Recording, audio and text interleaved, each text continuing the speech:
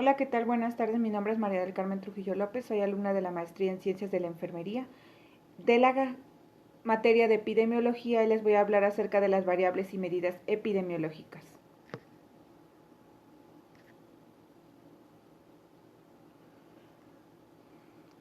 La epidemiología tiene como estudio la distribución de las enfermedades. En este caso, nos permite realizar la medición de las variables en determinado estudio para poder interpretar esta información, analizarla y tomar decisiones acerca de la dinámica de salud poblacional. Dentro de las medidas que se realizan en epidemiología se encuentran las de incidencia y las de prevalencia, que son medidas de frecuencia. Dentro de las medidas de asociación están las de razón de prevalencias y de riesgo relativo. Y dentro de las de impacto potencial se encuentran las de razones. Dependiendo del tipo de estudio, es que se va a utilizar determinado tipo de medición de variables. El uso de variables va a permitir a la epidemiología elaborar modelos descriptivos, explicativos y predictivos acerca de las enfermedades y de la dinámica de salud en la población.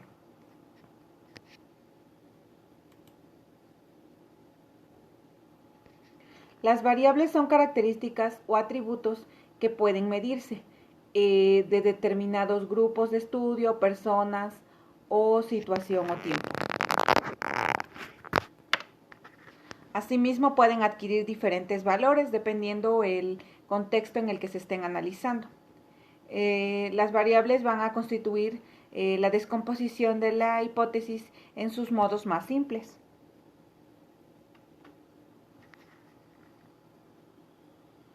La clasificación de las variables. Las variables se clasifican en independientes, que son la causa, es decir, el factor que va a determinar la variable dependiente, que va a ser determinada enfermedad o efecto o respuesta.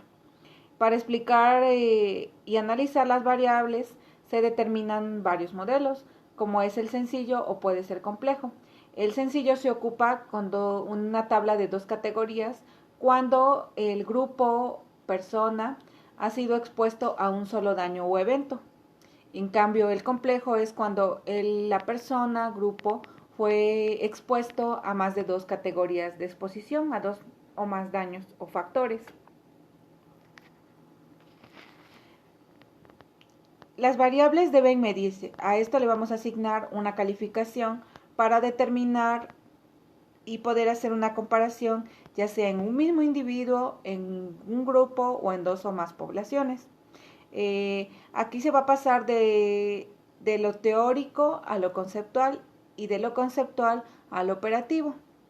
Esto requiere de un proceso que debe de realizarse para poder medir las variables, delimitar el evento a medir, seleccionar el tipo de escala que se va a ocupar, comparar el atributo medido con la escala y emitir un juicio de la comparación.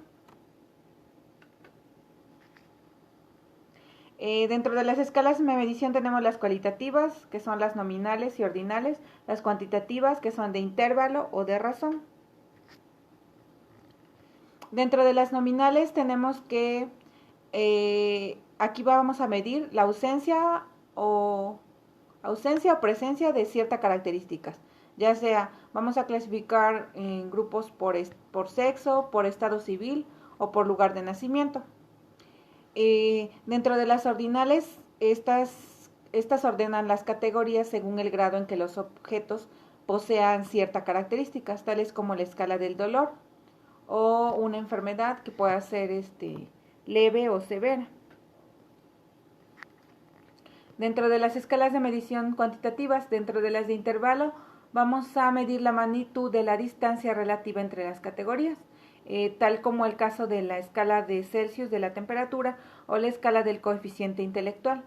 Dentro de la escala de razón, vamos a medir de acuerdo a la ausencia o presencia de un atributo, pero este va a estar dentro de una escala y Su relación va a ser igual a la relación real existente entre las características de los objetos medidos. Dentro de estas tenemos que están las medidas como lo son los metros, los gramos, los kilogramos, ya sea para medir peso, talla en un paciente, o en otros estudios podemos utilizar las variables de ingresos económicos, medir el ingreso económico de una población o de un país en cuestión de otro país, o el estudio acerca de la medición de la concentración de plomo en individuos en sangre. ¿Cómo se miden las variables epidemiológicas? Se pueden medir a través de frecuencia, a través de medidas de asociación o efecto o a través de medidas de impacto potencial. Dentro de los instrumentos matemáticos que utilizamos para realizar estas mediciones está el de proporciones. En este caso, se expresa la relación entre el número de veces en que se presenta un evento y el número de ocasiones en que se pudo presentar. Se expresa en una razón de porcentaje. En cuanto al de tasas, se divide el total de eventos ocurridos en un periodo determinado y se divide entre el total de la población de los sujetos que estuvieron en riesgo de presentar el evento y se multiplica por 10. Esta variable nos permite expresar la dinámica de un suceso en una población a lo largo del tiempo. Otra medida es la de las razones. Este instrumento nos permite expresar la relación entre dos eventos de una misma población o en dos poblaciones. Nos permite comparar a través de proporciones, razones. Por ejemplo, es de 1 es a 0.8 o 1 es a 2. Dentro de las medidas de frecuencia.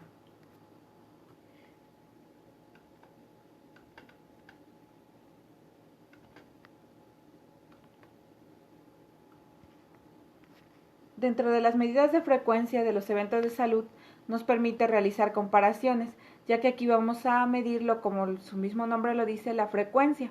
En este caso, en epidemiología, lo que medimos más es lo que es mortalidad y morbilidad, que son las más utilizadas, y estas van a depender de la tasa de letalidad que tenga cierta enfermedad. Las principales fuentes de información en morbilidad son los datos hospitalarios y registros de enfermedad. Las medidas de mortalidad. Las medidas de mortalidad van a expresar la dinámica de muertes en una población a través de un tiempo determinado y va a permitir hacer una comparación y análisis de esta población o de dos poblaciones. La mortalidad puede estimarse para todos o algunos grupos de edad. Puede ser mortalidad general, que expresa el volumen de muertes ocurridas por todas las causas de enfermedad y en todos los grupos de edad, no importa que sea edad, sexo, es mortalidad en general. Y aquí se divide el número de muertes en un periodo de tiempo entre la población total promedio en el mismo periodo. En cuanto a mortalidad específica es cuando queremos comparar el total de muertes dependiente de una enfermedad para un grupo de edad o para un sexo. Y acá se divide el total de muertes en un grupo de edad y sexos específicos entre la población total estimada del mismo grupo de edad y sexo en el mismo periodo de tiempo y se multiplican por 10. Esto va a depender, ambas tasas de mortalidad o de general o específica va a depender de la tasa de letalidad de una enfermedad. Como aquí lo dice, es la gravedad de una enfermedad. Es la proporción de casos de una enfermedad que resultan mortales con respecto al total de casos en un periodo específico y se calcula dividiendo el número de muertes por una enfermedad en un periodo determinado entre el número de casos diagnosticados de la misma enfermedad en el mismo periodo y se multiplica por 100. Las medidas de morbilidad. Dentro de estas medidas de morbilidad se encuentran la prevalencia y la incidencia. La prevalencia nos indica la frecuencia de un evento. ¿Cómo lo vamos a calcular? Dividimos el número total de casos existentes al momento en un periodo determinado de tiempo en el total de y lo dividimos entre el total de la población en un periodo de tiempo. y lo multiplicamos por 10. Las proporciones no tienen dimensiones y nunca son mayores de 1 ni menores de 0. Se expresan en casos de 1000 o de 100 habitantes. La prevalencia va a depender de la incidencia y duración de una enfermedad. Su utilidad de medir la prevalencia permite valorar la necesidad de asistencia sanitaria y planificar servicios de salud o estimar necesidades de tipo asistencial. Las de incidencia nos indica la frecuencia en que ocurren eventos nuevos. Inician con poblaciones susceptibles libres del evento en las cuales se observa la presentación de casos nuevos a lo largo de un periodo de seguimiento. Los resultados indican el volumen final de casos nuevos y establecen las relaciones de causa-efecto. Es útil en proyectos de investigaciones causales. Dentro de lo que es la incidencia, se mide la tasa de incidencia o densidad de incidencia.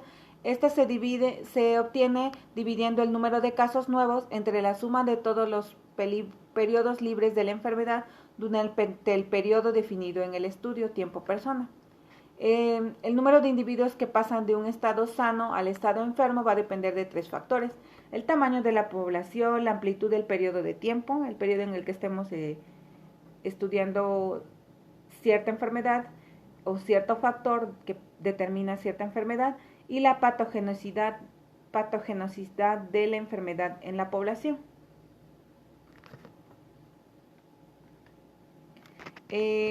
Otra medida es la incidencia acumulada.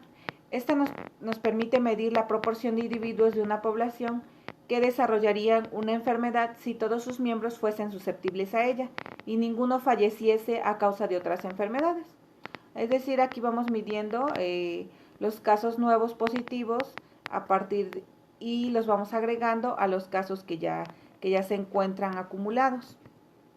Mide el volumen de casos nuevos ocurridos en una población durante un periodo y la probabilidad de que un individuo desarrolle el evento que se está estudiando. Las medidas de asociación o efecto.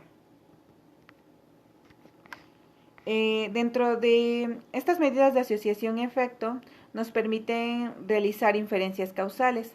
Mide la magnitud de la diferencia observada y permite hacer comparación de la incidencia de la enfermedad en las personas que se expusieron a un factor estudiado contra la incidencia de la enfermedad en las personas que no estuvieron expuestas a cierto factor que se está estudiando. Por eso son de causa-efecto.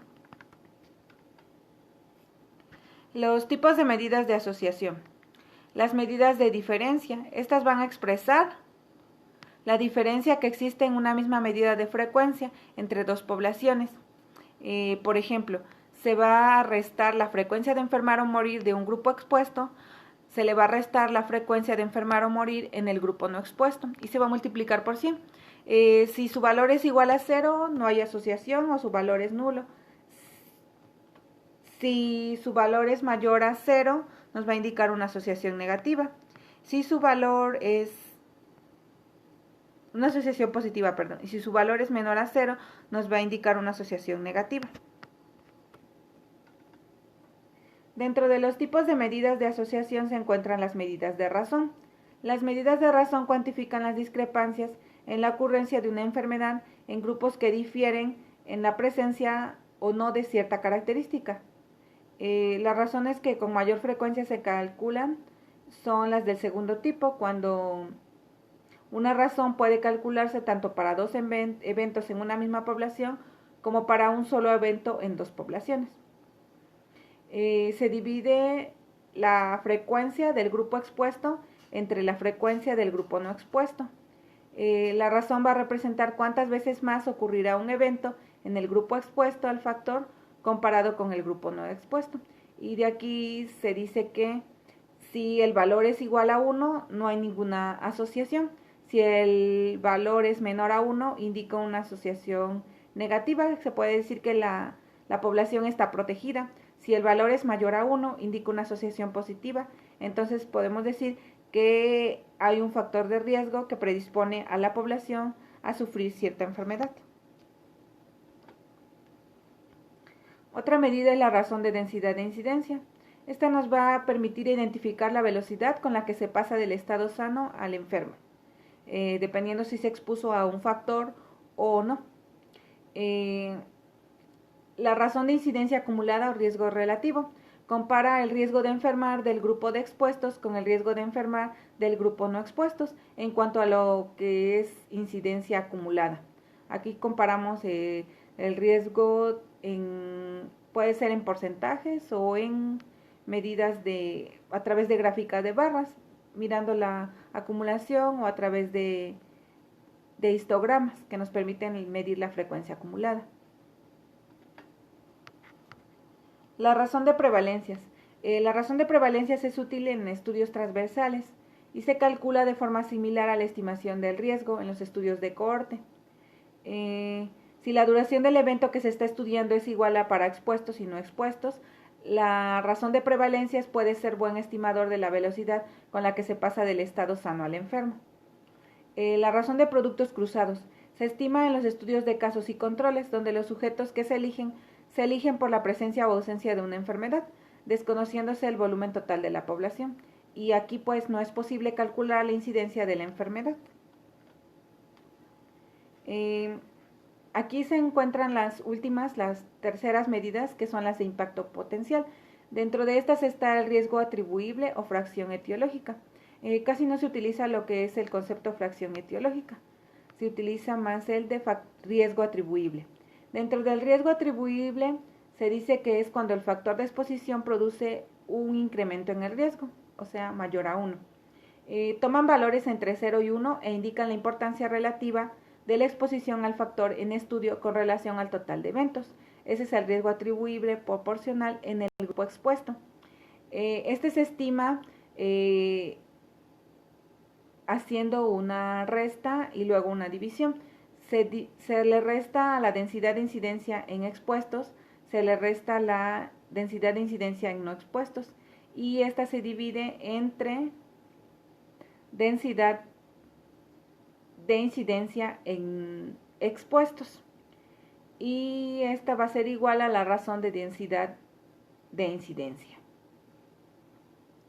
Esta medida nos permite estimar en estudios donde la medida de frecuencia es la incidencia acumulada, se utiliza el riesgo relativo, además dada que la razón de momios es un buen estimador para la razón de densidad de incidencia.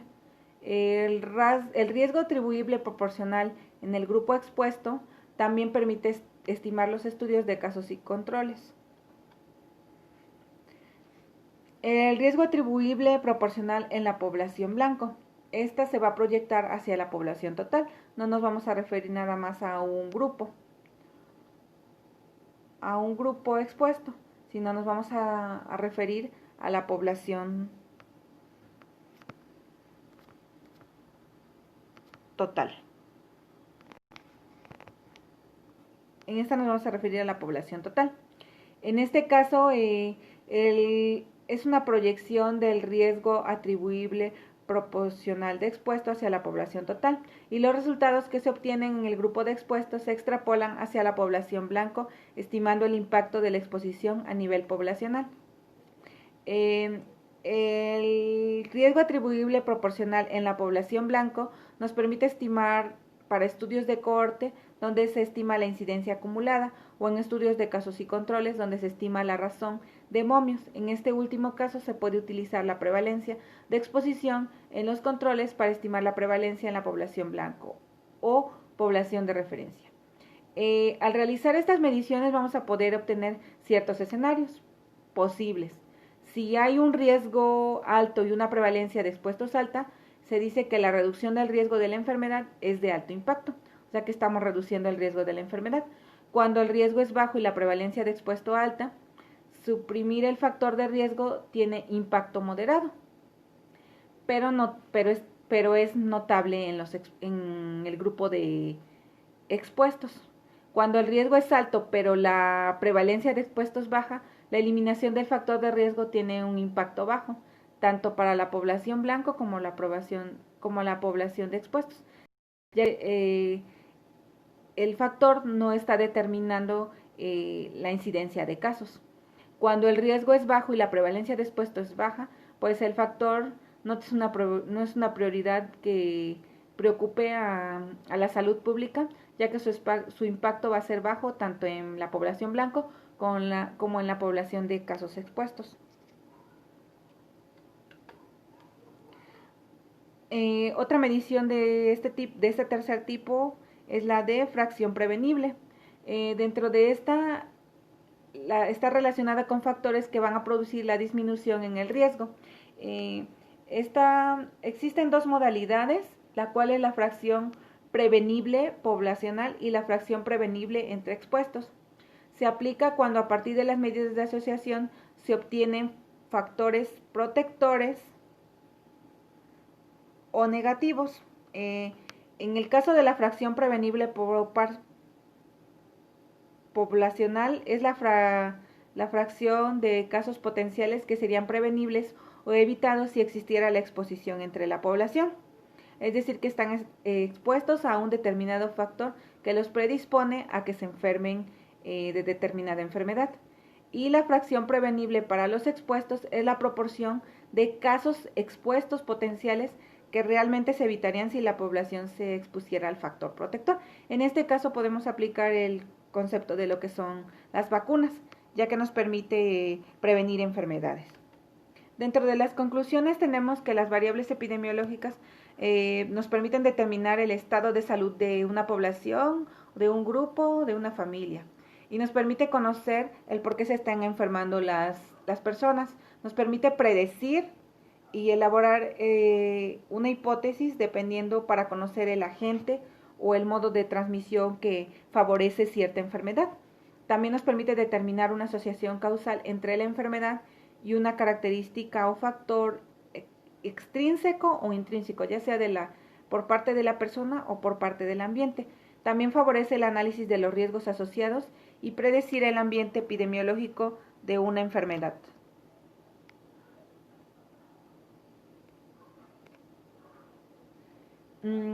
La bibliografía fue tomada de Moreno a López, Corcho, Principales medidas en epidemiología, Revista de Salud Pública, y Fajardo a 2017, Medición en epidemiología, Prevalencia, Incidencia, Riesgo y Medidas de Impacto, de la revista Alergia México.